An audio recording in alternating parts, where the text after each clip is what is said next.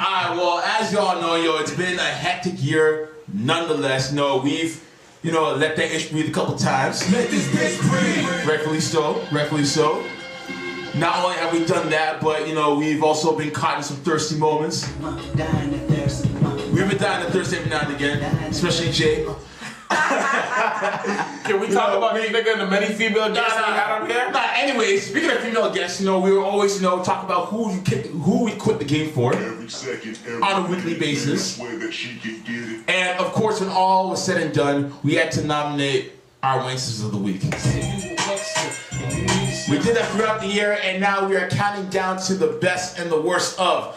And this is a 2-part series, and the first part, which is today, right now. You saved the best for last, obviously. That's why we're doing Clearly! That's why we're doing next week. Because tomorrow, or next week rather, all gloves are off. Well, we gotta keep it semi-contained or what have you. You guys could have invited me to the ratchet session. I'm the ratchet kid. You've been trying to front you're not ratchet though. You try to leave, Brampton act like you're not ratchet no more. What do you mean? I left Brampton so I could get more ratchet. Okay, alright. I love it. To the ratchet kingdom. I love it. Don't kill me. Now, I've gotten this whole thing so hyped up that one of our former guests by the name of Audrey Rose, he texted me personally to send me in his list of top artists and top singles or what have you. So I'll get to that later on. But the first category that we're gonna get to right now is the best or the top moments of the year. Okay. So for my top moment, it was hard for me to pin it to just one, so I chose 3. Okay. So the first moment I chose was when I found out that C.O.O.L would be coming back on the air. And you were excited. I was, because at the end of the day, C.O.O.L was the first, the first platform for hip hop artists, whether you're upcoming or if you are established. If anything, you either had In Living Color or Yo MTV Raps, but he was that prime time slot that really exposed people to hip hop in the mainstream aspect. So that was one of my picks. Another pick that I had was Jay-Z for releasing Magna Carta Holy Grail as a Samsung app and using that to push record sales, which hasn't really been done before, not in that format at least. So at least he's being innovative in that regard. A corporate company. Hey man, if you have the resources, then why not? Sold the first million first day before it even came out. Exactly. And then my third moment was when, hold on, I'm looking for it right now actually. My third moment was when, drum roll please, no drum roll, sorry. You don't got the answer, Sway! I was waiting though, I want to do that tequila. I really want to do it tequila. That's my shit though. Don't kill me. That's my shit. If people only knew the conversations we had. I know, right? Number one? No, that's not. Nah, another moment that I jotted down was when Kendrick Lamar did the Control verse, and everyone was in a frenzy talking about, battling is back in hip hop and everything. He entertained that at the very least, but he got people talking nonetheless. So those are my moments. Jay, what do you say? Woo! Can't wait, man. I like how you took a little bit of mine, but that's okay. I only had 2 main moments, man. My first was a Control verse. Not so much the verse, but just the poor excuses for responses that came along. Okay, fair enough.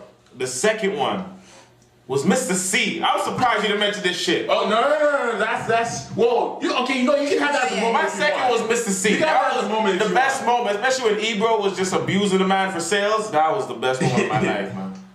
Mr. C, tell him you gay. Just admit it. We love you, Mr. C. Just admit it. I think I dropped that. I think I haven't dropped that. I love that to death. Real quick, I gotta drop that. Yes. Hold this line. Okay, what you got? Well, everybody else took my number 1, which was obviously the Control verse, because I felt like I switched everything up. Fair enough. It was dope.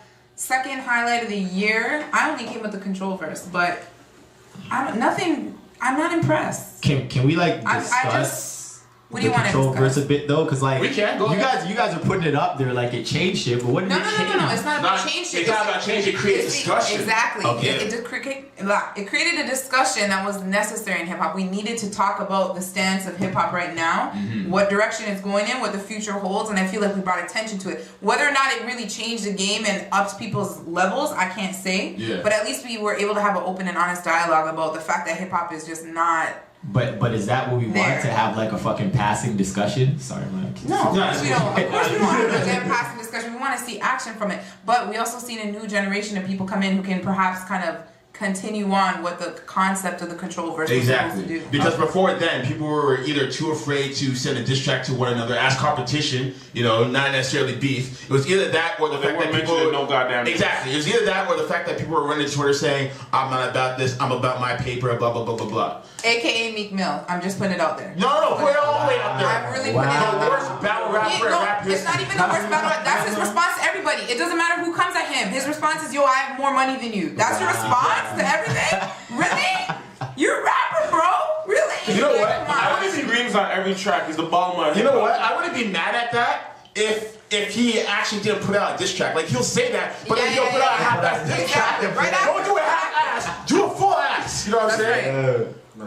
But anyways, let's move on from that, man. So, best video of the year. So this one doesn't necessarily have to be a top 5 as your 5 best or whatever.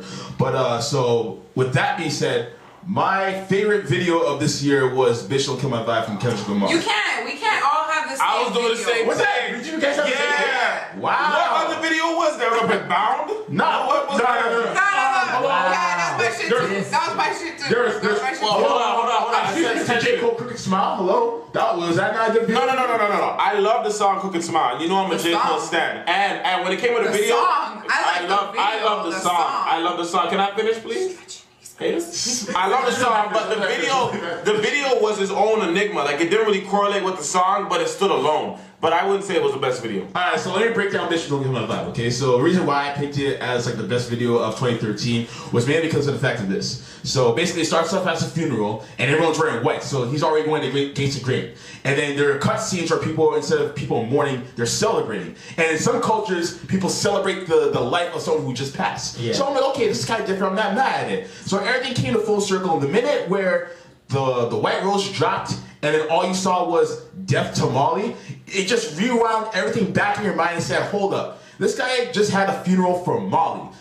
A common drug that's been sensationalized throughout the entire year and last year, and this guy decided to have a funeral for it. Not only the term, but it was also a metaphor for the person who died in the videos too, as well too. So you had a whole bunch of double and triple entendres happening all within 5 minutes of a 5-minute video. So when that happened, my mind just blew the hell up. I was like, wow, this guy's really pushing the boundaries of creativity, and that's what I like to see from artists. So that's why I chose it to be the best video of 2013.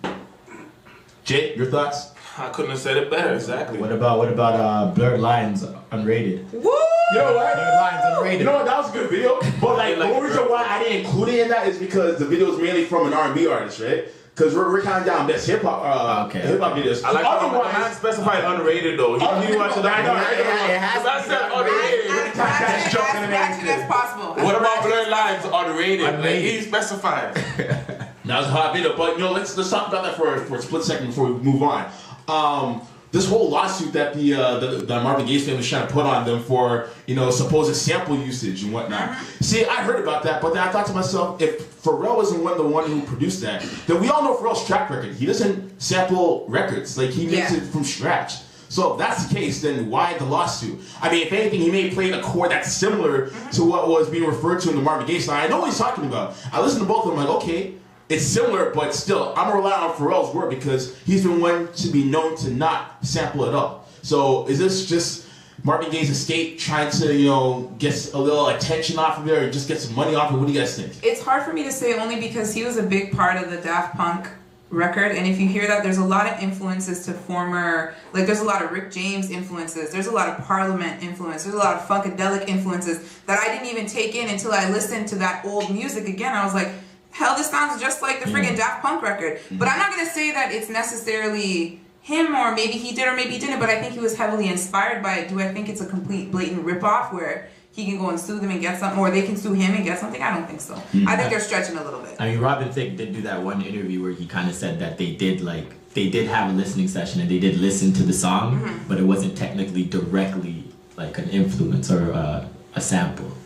I think that if there was a lyrical content added to it, then it would be a no-brainer. Obviously, they took it, but because it's, you know what I'm trying to say, right? Because it's just melodic, it's very hard for them to prove, and it's not that closely tied. And how can you even go at somebody for a melody? Like, that's ridiculous. Exactly. There's so many melodies that sound like everybody else's freaking melody when you turn on the radio anyway, right? Exactly. Almost sounds like you're begging in a sense, man.